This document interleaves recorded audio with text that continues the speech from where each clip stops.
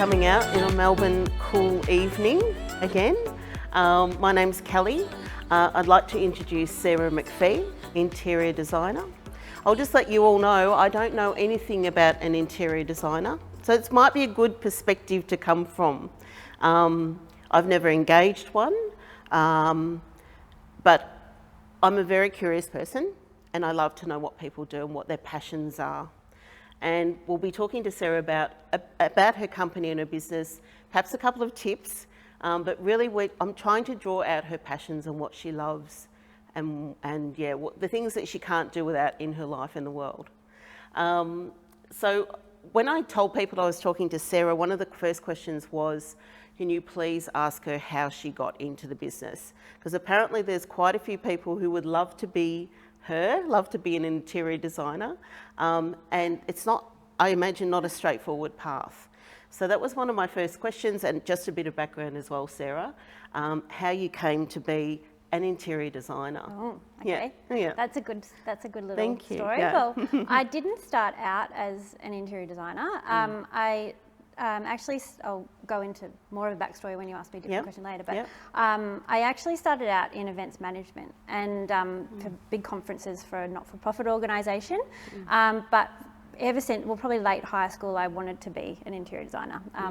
So I don't know, it just didn't turn out that way initially, but in actual fact, I think it was the best thing because in events management, I learnt skills that are not natural to me, like organisation, which are very, very important as an interior designer. You know, how to communicate with clients and customers, all that sort of thing. And I had some age behind me and some experience with owning my own house and renovating a house before being an interior designer. So so I had a few things under my belt, but it was shortly after I got married and I wasn't really happy in my role, and I sort of was talking to my husband and I said, this is what I've always wanted to do, and he said, well, do it. Now's the time to do it. We don't, when you don't have children yet or anything. So this was years ago, and so I went down the path, quit my job, studied full time just so that I could get it all done. Was very lucky to get a job as a design assistant when I was studying. Very lucky through the college that I was studying at, and then very lucky shortly after graduating to get a job for a prominent interior designer, Australian interior designer. So that's kind of how that came about. Started from the bottom again, working my way through. And in terms of starting the business, that was actually never really part of the plan. We moved home to Melbourne in 2016, and I just couldn't, there wasn't the right fit sort of available, to me at the time. And I'd had enough years behind me, I think, enough experience. I'd been very lucky. And my husband again, who said to me, well, why don't you go out on your own? You've got a wealth of experience behind you. So then, that's how it all started. It sounds like you've got a really supportive husband as well. Very so much that's fantastic. Yes. Fantastic, yeah. And where did you study? Was it in Melbourne or was it? In Queensland, actually. Okay, Good. So fantastic. we were living there at the time. And it sounds also like you bought a house early. We did. Like for you, it's hard for people to do that. Well, and you had that. Something to work on as well, I guess. We did, and we've, we're on to our third now. We've learnt a few things the first time, knowing more the second time, and now again knowing a lot more again. Fantastic. Very good. And the other question that I have from a personal point of view is and I don't mean to be rude, what do you actually do? Okay, yes. So, also, are you the person who paints the walls? Do you hang the picture? Do you choose where the photograph goes? Do you restore that chair? Or, yourself? Or is it a lot of drawing? Or, could you just describe what you would do in a typical day, or if a client approached you, how you start out with that client? Sure. Yeah. So we are a full service interior design and decoration studio. So we do everything from planning and specifying for renovations and then following them through with the management side, alongside architects and builders, to my favourite part, the decorating side. And we do bespoke, everything's bespoke. So it's not sort of off the shelf, which is quite lovely because we get to create really unique and personal things for our clients. And, what I love personally in my own home, I get to incorporate in, I often find like-minded clients who, incorporate things that maybe belong to their grandparents or their parents or, along the way, in addition to the lovely bespoke new things that we bring into the home, and the beautiful finishes and joinery and all the space planning. So we do everything. We don't paint the walls or that. We outsource that to the tradespeople. But another fun part that we do though is art arrangement. So we work with a picture hanger on that, and that's something I really love to do at the end of a project is. Come back for a day and do that. I can imagine. Makes it. Putting that art up is so important.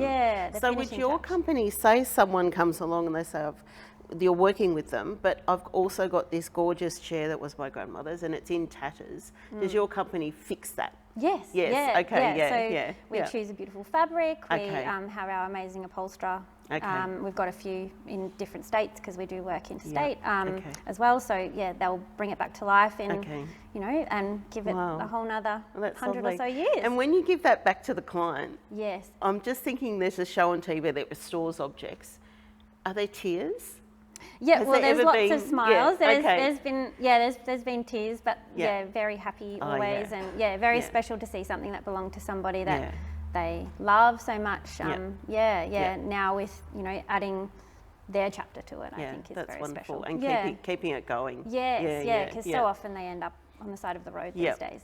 And you mentioned family and family objects and things that are important to people. So one of the first things I heard about you was your background of your family, always emphasising the importance perhaps of beautiful surroundings, beautiful houses. And that's what I'm really interested about you. Can you talk about now your family background? Even your grandparents, I know nothing about this. I don't know what you're going to say. But I'd really be interested to hear about how you came to be so interested in art, how things look. Even was that from your grandparents or your parents? I think it's funny. I speak to a lot of designers who, and even clients who, it's weird, like the role that their grandparents have played in their life. So many say, my inspiration first was from my grandmother or my nana, and that's very much the case for me. My grandmother and my nana, on both sides of the family, both had beautiful homes filled with beautiful things, family things, new things. They both had designers and decorators, in their homes. It was evident, but they both had great personal style as well. So their homes were very much who they were, and that I think is one of the biggest things for me, is designing a home around that reflects my clients and who they are, what they love. So that's been a big influence. Also, I suppose, I don't know, living in Melbourne, we're so exposed to culture, and I think my family, they just love culture. So the theatre, the ballet, the opera, going to the galleries. So I grew up around that, talking about architecture, and just that was always topics that that were talked about, that were interests for people in my family. Was it mainly the females in the family, or did the men? I'd say both. Both. Very much so. And did the men like going to the ballet and the opera? More so the opera, I think, than the ballet. Because the women would go to the ballet. So that's, my favourite performing arts is the ballet. I went when I was about 17 on a very cheap student ticket and fell in love with it. The first thing I saw.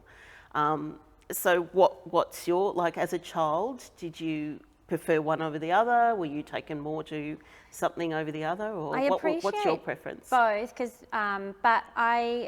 ballet is probably my first love. I still remember being about 3, and it was close to Christmas time, and my nana took me all decked out in a beautiful little dress as a 3-year-old when you really dressed up to go to the ballet. And we went to a matinee, and we went to see the Nutcracker, and I still remember walking into the art centre, the carpet, it's still like that today. And watching the ballet, and I was hooked. I have 2 left feet. I did do ballet, but if I could have been anything, I probably would have wanted to be a ballerina. When I went to the ballet, yes, it was a matinee. It was a 6:30 on a Monday, and I always remember in front of me, because you had the same seats, because you bought a season pass. In front of me were 2 little girls who sound a bit like you, and they were given cushions to sit on because they were too low in the seat, and they sat up. But by the end of the ballet, they were always like this because they couldn't stay up past 9 o'clock, and it finished then. But I always loved that idea of being taken to the ballet so young and having that influence. And some people think it's, too highbrow or too...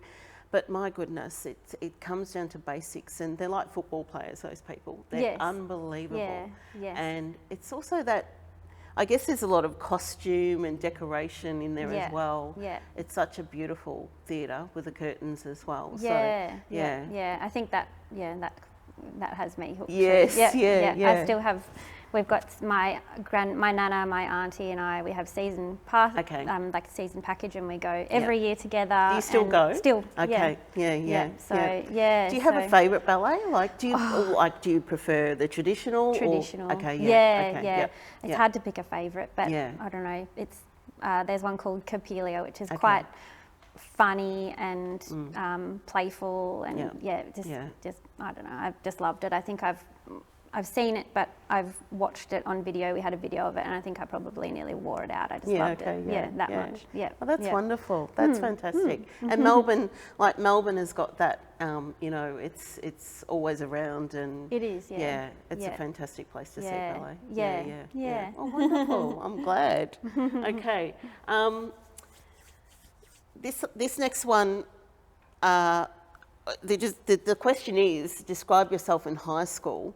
I would like to know what you were like as a person, and what your report said.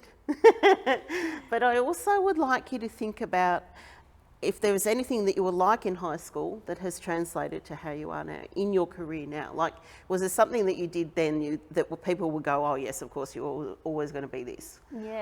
So first, a description perhaps of your personality a bit, and then report. I would say I was quiet and unassuming. I wasn't loud, I wasn't popular.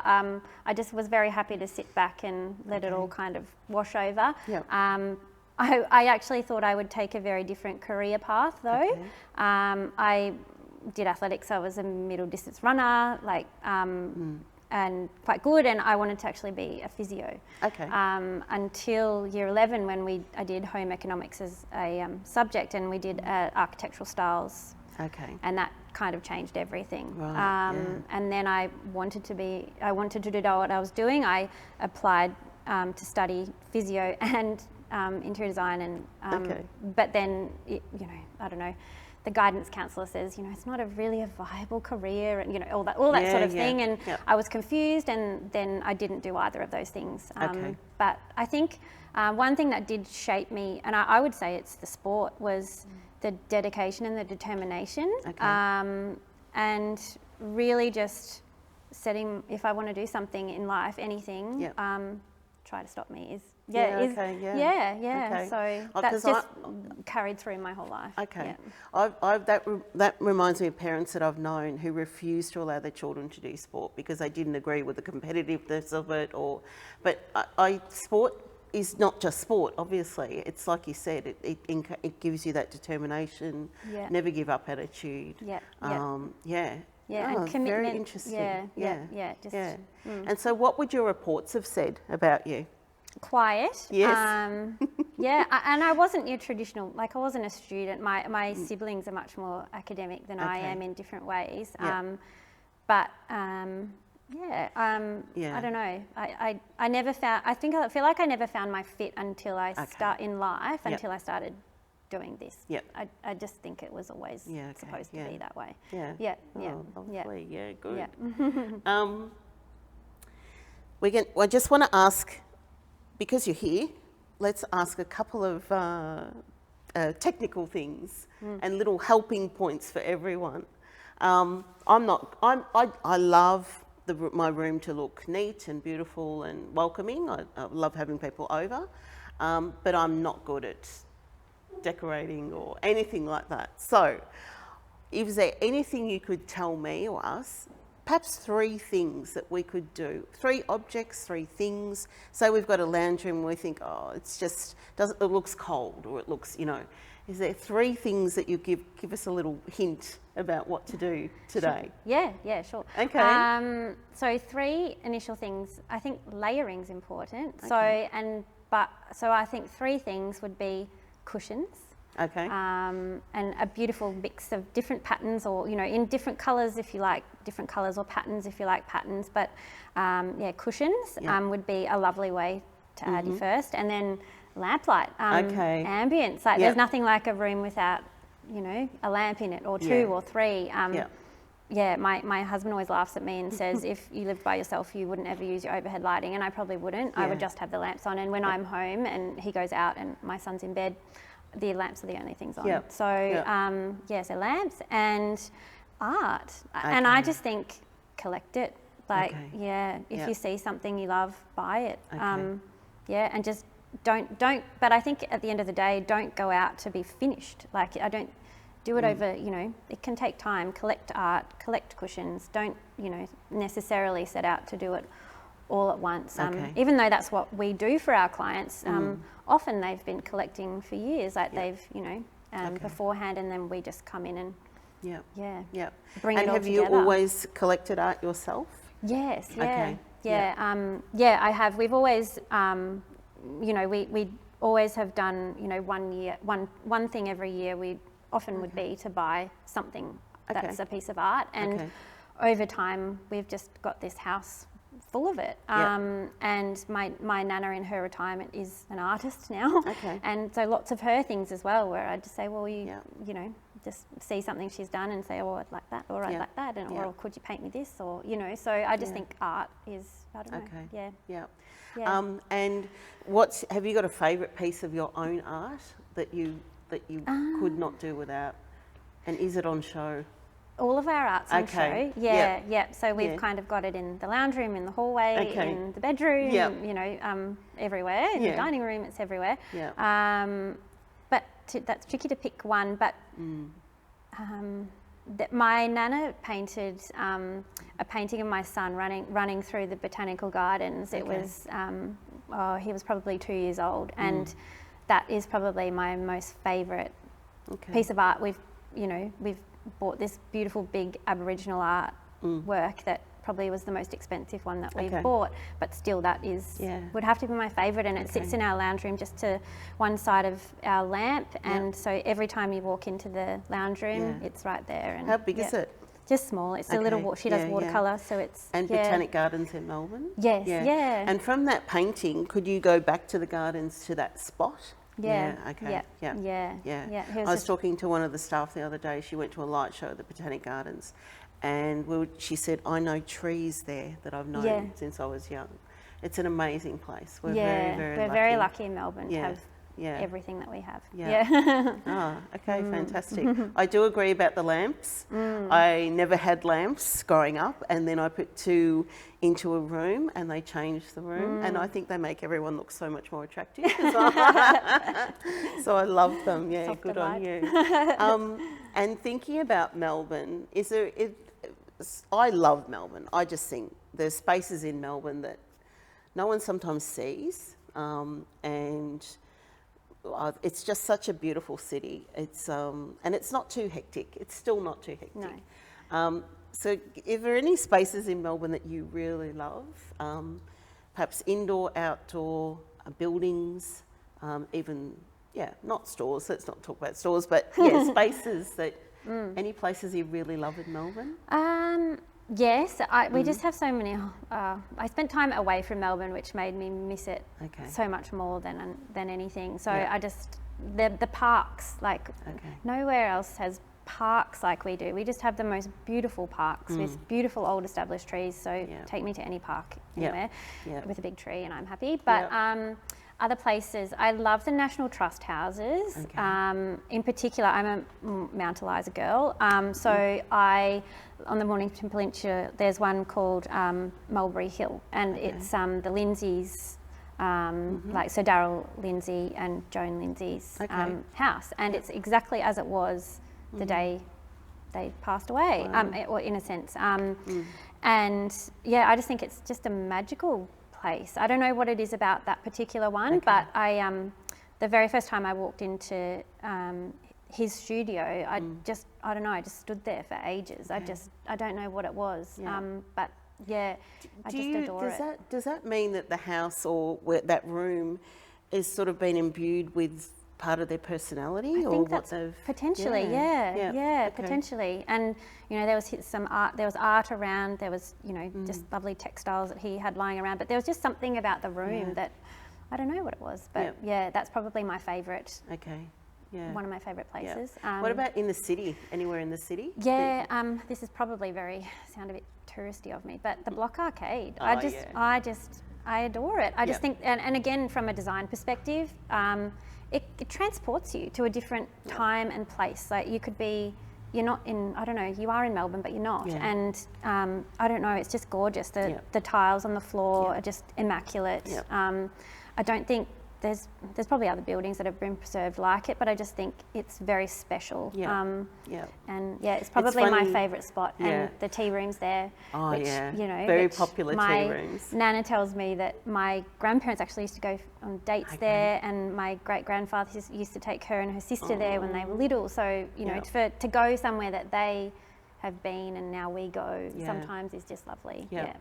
It's funny you say that. We had some friends visiting from Italy pre-COVID, and one of them was a good photographer, their son, and he came back with all these photos that he took that I never even noticed. We're walking around, and one of them was of the Block Arcade, and he made it look like he had this eye, visitor's eye. He made it look absolutely like it was in Milan. Like, I just thought, my God, where's that? And it was there, and it was just the beautiful tiles, the ceiling, even the shops, and they just loved it. Like, it is such a magical place. And it doesn't. The other thing I love about it is that you don't have to go there. You just walk through it. So it's literally to keep out of the rain. You walk through the Block Arcade and get to the other side. But it's such a great experience to do it every time. It is, and people do. And I feel like I did. Always, we'd go into the city to do shopping, and you'd just be on your way to get somewhere and miss it. But when you actually stop, I don't know. And it's just, wonderful. We're lucky, aren't we? Yes. And we mentioned before, say you've had something restored for a client, and that special object. Are there any objects that you've like? What would be the most special objects that you've had restored for your? Perhaps it's a personal one or a business one. Is there anything that really stands out in your memory that's been a really big success? There's been lots of things. I suppose pieces that are special pieces that belonged to people's grandparents. I always find, I don't know, because I just adore my grandparents. Pieces like that belonged to them. Where it might have been reupholstering something, or we might have taken it to a furniture restorer, and they've totally stripped it back and given it new life. In terms of me restoring something for myself, I've got a lot of things that belong to family, but I haven't actually restored them myself. But one of my favourite things that I do have is it's a game called something. I don't know. It's an old school game. I think it's a card game. I don't know. But there are these tables. They're oval tables with marquetry inlay. And my nana, when they downsized a couple of years ago, gave me hers. And it actually was in the back kitchen in their old old Victorian when she was a child, and they used to put their shoes on it and just stuff. Like, it's gorgeous though. Like, it should be in a formal sitting room. Like, it's absolutely stunning. And so she got that when her parents passed away. They kind of her and her sister divvied up things, I suppose, and she had it restored, and it is just gorgeous. It's been my favourite thing one of my favourite things since I was little, and I just think how crazy to think that was all peeling back, and the way that it looks now is just So I just think that's a amazing success story. If that table can be looking like it is now, should be in a formal room. We don't have a formal room, but you know, I just think any of the old things that, you know, nobody makes things like that anymore. No. I think they definitely have a place in the home, even if you have a contemporary home. Like one thing. I'm a bit of a believer in something that looks beautiful. It's a bit like you saying going to the Lindsay's home. There's something about it that you cannot put your finger on, you cannot explain to anyone, it's just there. So do you think there's a form in this table that that you love, apart from the memories that it evokes? Is the actual table a really beautiful object?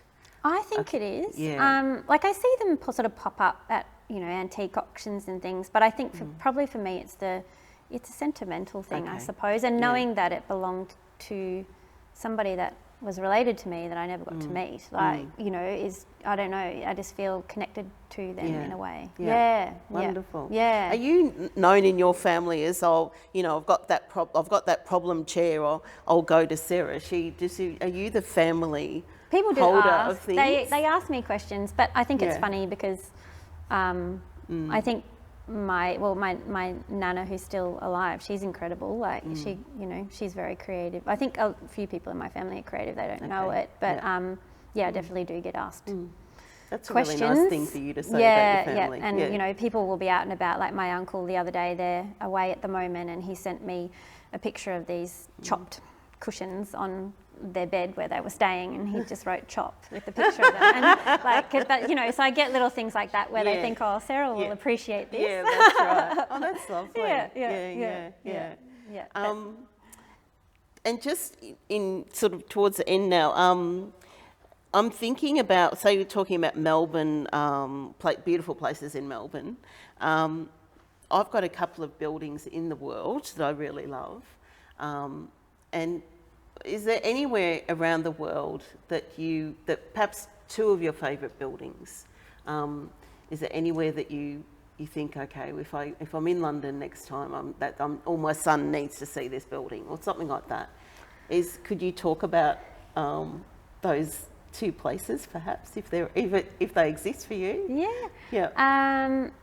Maybe I haven't travelled broadly. Actually, we've kind of done the opposite. We've done the get the houses, renovate the houses, all that work hard. But maybe Notre Dame is something that I think is exquisite. And I don't know. I don't know. There's too many. There's so many beautiful. So you would say buildings around the world. You've brought the beauty into your home. Yeah. I don't know. I'm a bit of a homebody. And I'm quite. I don't know. I'm a homebody. So I'm quite happy to be in my own city, in my own home. And I don't know. I was just saying to a client the other week who shares the same thoughts as me. I said I would rather. I don't know. This is, and we'll, you know, once the world returns to a bit of normality, we'll do more travelling. But I said to this client, I said, I would rather make my home where I spend most of my time beautiful, as opposed to going overseas and staying somewhere lovely and seeing some lovely things for a few weeks a year. I'd rather have it every day of the week, every month. Good. So that's just me. And saying that, we have travelled a bit, but not broadly like some have. We'll wait to do that later. Lovely. Thanks, Sarah. I've never met Sarah before, but what a lovely person to talk to, and how inspiring as well. And the fact that you bring that line, you bring beauty, your home is beautiful, and that's what you live with every day. That's really important, I think, as well. Thanks, everyone, for coming along this evening. We're going to have a few drinks and snacks, and any other questions you've got, you can come and ask Sarah, because she's good at it. Thank you, everyone, and give Kel. Thanks.